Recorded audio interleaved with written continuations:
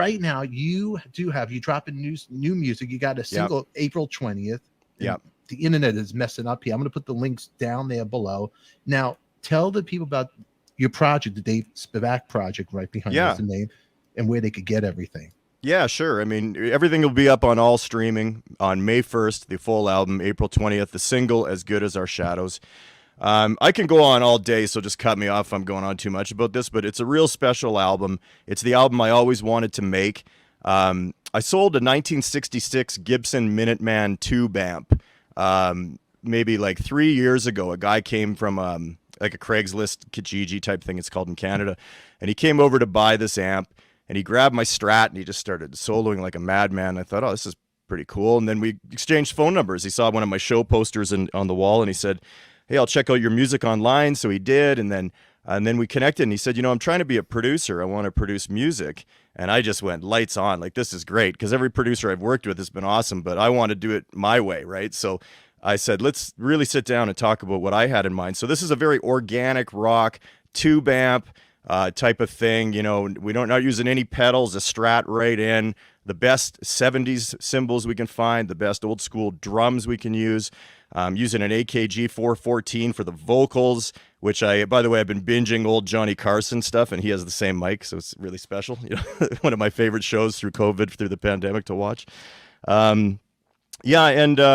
And Greg was in a band called Daily Planet in Davenport, Iowa, and they actually went on tour opening up for Toto in 1981. And he just happens to be this guy that moved to Calgary, where I'm living now in Alberta, Canada, and he didn't know anybody. So we started jamming, and then we started recording. And it's just been great. It's been a couple years of just playing around with it. I already had the songs written, so I lived the songs already, lived them, just got through. And then we're really excited, man. Like, I don't know if you get a chance to take a listen to it, but it definitely has that, real tone everywhere through it, I think. So yeah, there's like, I'm not gonna say country, but it has that kind of, there's an Eagles type flair in the music. I think so. Yeah, I think that's a fair. I mean, it's a real. My influences are definitely that type of, Neil Young and Crazy Horse, not as much Neil Young as a solo artist. Warren Zevon, I mean, it just blows me away. I saw you had Billy Bob Thornton on this past week. He knew Zevon. He lived in the same apartment complex and hung out all the time. And man, I'd love to pick his brain.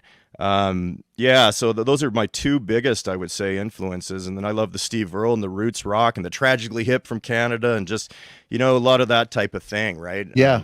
Not sampled, there's not a lot of plugins. It's just pretty raw. No, there's more of a storyline. There's a story in your songs. I was listening to the lyrics and in the music, because the best way to listen to your music is driving, and that's why I was listening to it I put the phone in the car just to get the feel for it, because I was right. And where I'm at, there's a lot of trees, so it made my mind. I'm like, oh. So that's why I wish I could play it right now. And the thing is conking, but I'm going to put the links, and you guys out there got to check it out. But it is really good stuff. I'm not saying it because he's here kissing his ass, because if it's if it was not good, if it wasn't good, it'd be like, okay. So anyway, it'd be like, it'd be like, get him out of here. But it is really good stuff. Thanks, man. You know me, Joe. I always got to mess with everybody that comes on. It's good. It's good, right? I mean, we tried really hard to just kind of have what we had in the head, and it was it's not that easy to mix just 4 instruments. No, but how about the lyrics of the music and sure. what it meant to you? Anything? Is there a song that's on there like that? All of them, man. It's one of those things. I mean, I don't want to sound like pretentious or something, but it's a real self-portrait for sure. Sometimes you wrote the songs and then became the songs. Sometimes the songs were because of the past experience. There's a lot of lives lived in these songs and the lyrics.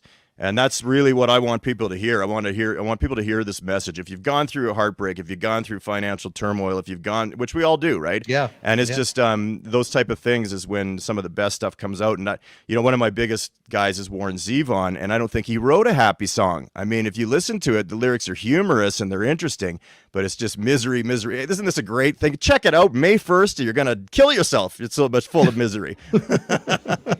But it's very real. I don't know if I can do one like this again. I'm too happy these days. So, as you can tell, you mentioned Steve Earle. Debbie's mentioned Steve Earle. It's funny because I had Danny Goldberg on the show who worked with Steve Earle. Danny also managed Nirvana, and he's been on the show many times.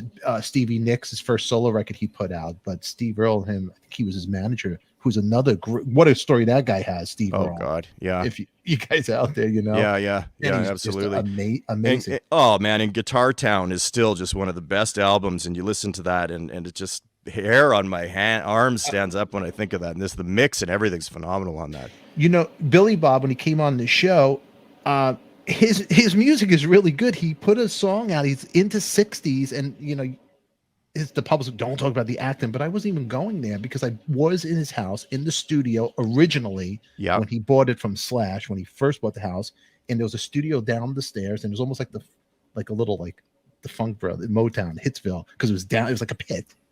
Slash built this cool studio down there, and he had all the amps like in this right under these isolated, but it was cool. Sure.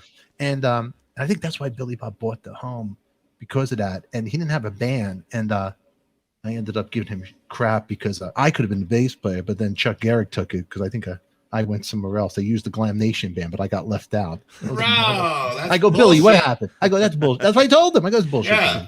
So, but anyway, it would turn out to be good. But his music is really good. He has a good song as well, and he has that country 60s in his voice. Yeah, really absolutely. Birds. You hear the early Birds influence as well. So he sang on Warren Zevon's last album when he knew he had the terminal cancer, and he was putting it out, and Billy Bob's on that documentary. It's very cool. Yeah, I had a short time to talk to him. I have to say this. Gail Zappa and I were invited to that studio by Billy Bob one night. It was just the three of us, Gail, myself, and Billy Bob, and Billy played us at blistering level. I mean, it was so loud, but he sat us down in the control room, and he turned his system on, and he played us Knocking on Heaven's Door, sung by Warren Zevon. I think it was like right at the end. Like it was at the end, yeah. Yeah, he really was knocking on Heaven's door. Yeah. Wow. And we were I was just sitting there like, wow. I mean, it was unbelievably loud, but it was heavy too, you know? It's crazy. He was very sick then too when he was doing that. Springsteen came in, everybody came in and helped out on that project, and Billy Bob, and yeah, that's incredible. And you know, his last 3 albums, he sung about death exclusively, and he wasn't diagnosed with cancer. He put them out, like again, writing the song and then becoming the song. Be careful, right? Yeah. And that's what he was doing, because the Grim Reaper just kept showing his face in all these lyrics. Yeah, and, don't manifest that shit. Right. He put out an album called My Ride Is Here. He didn't even know he was dying. Think about that, right? Right? Yeah, incredible stuff. That's crazy. Now you're making me think. I hope I wasn't thinking bad thoughts earlier. You know, oh my God. You're making me think here. Ooh, this is right on.